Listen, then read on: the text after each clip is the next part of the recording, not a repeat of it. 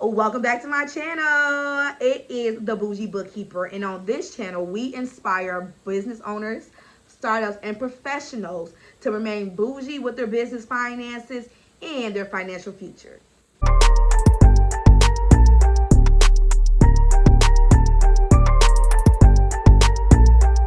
Okay, you guys, today we're going to talk about IRS audits. Now, if you are a business owner, you have heard about the Internal Revenue Service, and you definitely heard about their audits. Most times people believe it comes because you don't pay taxes. Well, in this video, we're going to dive into what an IRS audit is, what happens during an IRS audit, what do you need to send in, all the nitty gritty. We will be going over the entire 11 steps to an IRS audit. And as long as you know what it is, you will know how to avoid them. And one of the main reasons why I wanted to make this video is it's August 2022 and the US government just passed a bill. And in that bill, they're going to allot more money to the IRS to be able to hire more agents on, to then be able to conduct more IRS audits.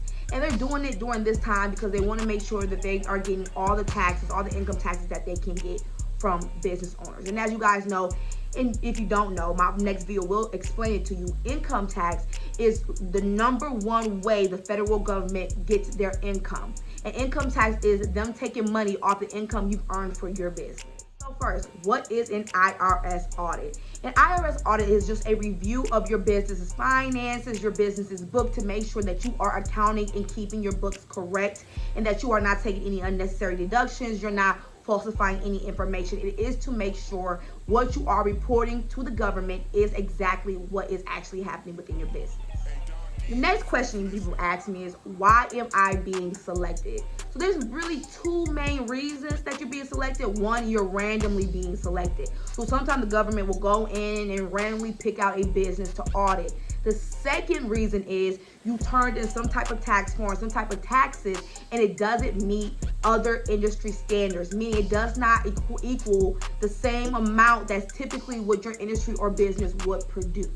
That is those are the two main reasons that the IRS would begin an investigation into your business's finances. The next question is, how am I notified? Now, this is super important because this is where some people have fallen for scams. The IRS will only contact you through mail. You guys, and I'm not kidding.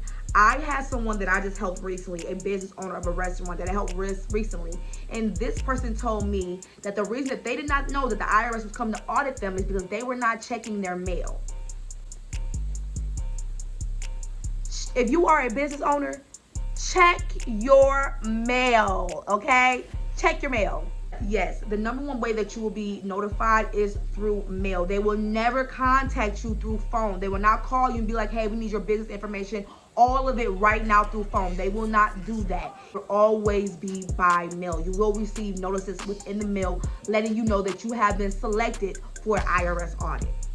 The next question is, how will the IRS conduct the audit? The audit will either be done by mail or in person, meaning they will invite you to the actual office, or they will come to your establishment and they will conduct the interview or the audit there.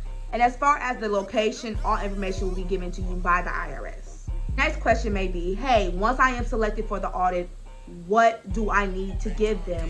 What will the IRS need to conduct my audit? All the information that the government needs from you, they will provide you with written documents, written paperwork that will tell you each and every single thing that they need for you. So they will give you an itemized list of all the receipts, invoices, purchases, whatever it may be they're asking from you. They will give you a list of exactly what they need. And I would love to throw this part in here just for an extra bonus. You want to always keep 3 years worth of records. No matter when you file your taxes, you want to keep up to 3 years. Now, mind you, if they go in, they look at those 3 years and they don't like what they see, they can audit up to 6 years.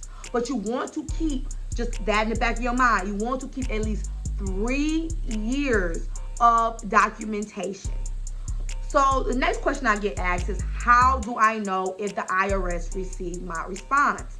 They will contact you back. If they need any type of additional paperwork, if they need any type of anything, they will confirm with you that they have received your information, and they will confirm with you if they need additional information. So that's how you will know if the IRS has received the information you either mailed in or you sent to them via electronic deposit. Now, this is super important. What if you need more time to respond? Depending on your business and where you're at, they will grant you a 30-day extension. But if you're not in that position, then they won't be able to. So you do have to go and you will have to talk to your representative. You will have to request this extension. So they do provide an extension, a 30-day extension, but only one time. So you will only be granted one 30-day extension if you qualify. So then you're asking, okay, how long does an IRS audit take? And I really wish that I can give you a defiant answer. It's really based on the complexity of your business. It's really based on how far they gotta go, what is missing, what is wrong, this, that, and other. So it can be around 3 weeks to a month, typically, but it really truly is based on the complexity and how much actually needs to be audited. Another added bonus, what are your rights? You do have rights when it comes to IRS audits. Let's say they audit you, they disagree with you, they say, hey, all this is wrong, we need additional stuff. You do have the right to appeal an audit. You also have the right to be treated as professional, to be treated as a decent human being. You have the right to confidentiality. All those things you still have the right to, even if you are being audited, your business or your personal. You still have the right to basic human rights. Always remember it. So don't think they can come in there and talk to you how they want to talk to you, because they can't. They are still expected to treat you how you deserve to be treated. How does the IRS conclude an audit? There are 3 ways. 1, no change, meaning there's no change that need to be done to your documentation, your financial records, or your books. So now you can continue to move forward. Your audit has been completed. The next one is agreed, meaning they did find things that need to be fixed within your books. You agreed that stuff was discovered, and now you agree to have it fixed. The third and last option is disagree, meaning they still will come to you and say, hey, this is all wrong, we need you to fix it. And you can agree that you understand, but you can disagree that what they found was correct or what they found needs to be fixed. So your 3 option is no change, you agree with the changes and you understand the changes, or 3, you disagree, meaning you still understand what they are requesting, but you disagree that their request is actually valid. So what happens if you agree with the audit? So you agree that you understand and you agree that this, that, and other should have been changed or should have been handled differently. They will go ahead and send you an examination report. And then if any fines or penalty is associated with these errors, then you are expected to pay. If you disagree, then there is a process that you will have to go through. You'll have to request a conference with the IRS manager, and then you will proceed forward with those procedural steps. Lastly, what happens if you cannot pay the penalties? All that truly matters is that you were able to talk to it. So what happens when it comes time to pay those penalties and those fines? The IRS government, they do have payment plans. They do have it where you don't have to pay the lump sum all in full. They do have different options. So I would always say, get in hold of that case manager, get in hold of an IRS representative, and figure out what your payment options can be, because some of these fines and penalties can be steep, okay? So just make sure that you at least make sure that you are able to see all your payment options and see what works best for your business and your financial state at this time. All right, you guys, so that's exactly how an IRS audit works. If you would like for me to drop a video or make a video in regards to how to avoid an IRS audit, I have no problem with that. Make sure you drop avoid audit in the comments, and I'll make sure to get that video uploaded for you guys. Again, you guys, this is the Boujee Bookkeeper. Make sure you head over to my website, www.bookworthybookkeeping.com. All right, you guys, if you are a small business owner and you are tired of making mistakes, or you just don't have the time to do your own bookkeeping, then definitely click the link in my bio and let's talk about how I can help you and I can add value to your business. I look so forward to earning your business. And everybody else, I'm speaking prosperity, I'm speaking blessing, and I'm speaking abundance into you personally, into your business, in your future.